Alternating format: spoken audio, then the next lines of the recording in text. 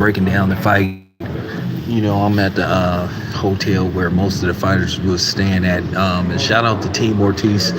I was chopping it up with Team Ortiz, Jermaine Ortiz, uncle, and he just was, we was just shooting the shit and having fun. So shout out to Team Ortiz, and then I also ran across Bill Haney. So I spoke to Bill, some stuff in the works, been sworn to secrecy. So can't say nothing until Bill give me the word. So that's just basically it. But man, what a fight! It just goes to show you, like they say, when it comes to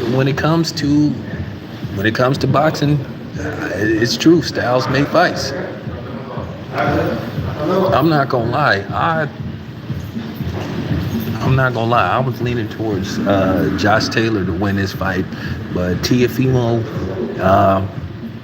he made believers out of non-believers. But at the end of the day, it just goes to show you that styles make fights. That's exactly what George Cambosa Jr. and his team was telling me, where they said that they will beat Lomachenko more decisively than Devin Haney because of their styles. So, at the end of the day, Josh Taylor just had a bad outing once again for the second time. I'm not gonna say he got exposed by Jack Catterall, but at the end of the day, you saw a lot of flaws in Josh Taylor.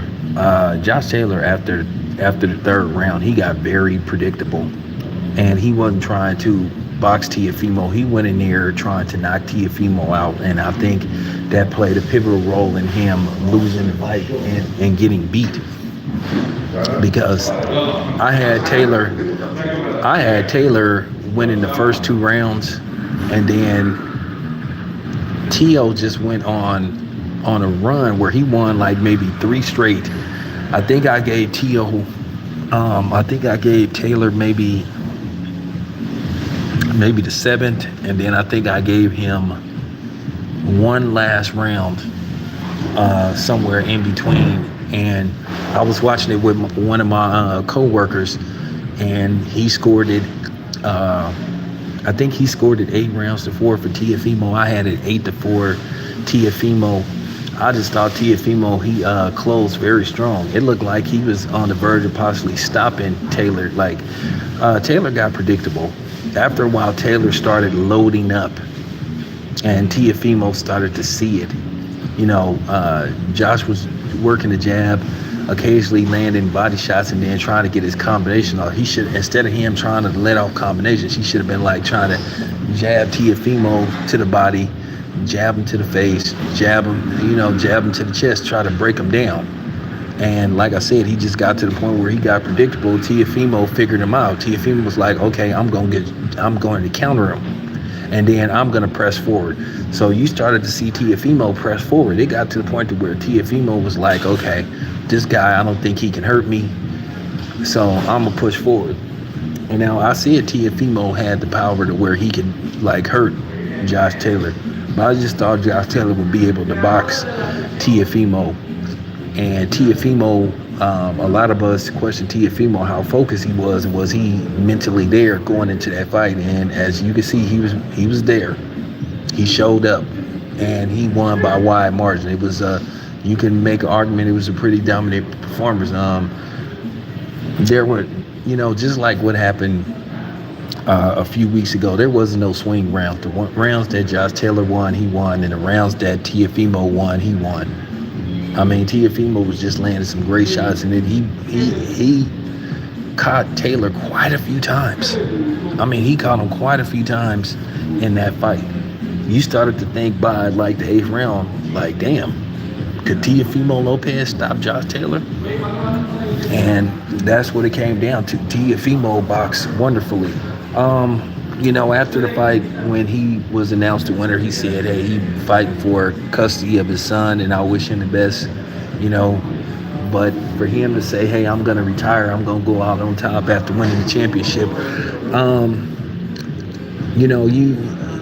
I don't know if Teofimo is going to walk away. Maybe he got caught up in his emotion. And also, he was saying, hey, I'm tired of getting $1 million to fight, and other people's getting more.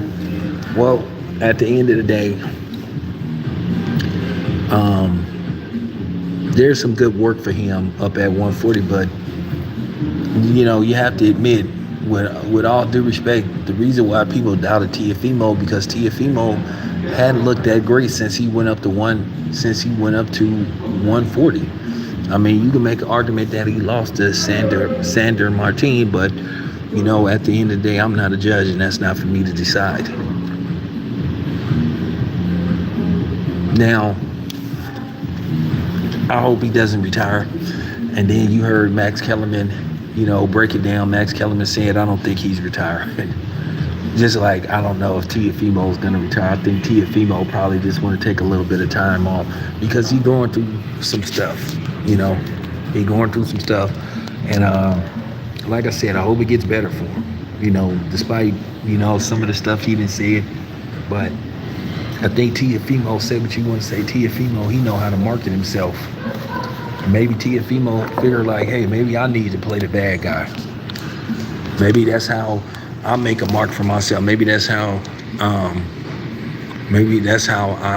blow myself up.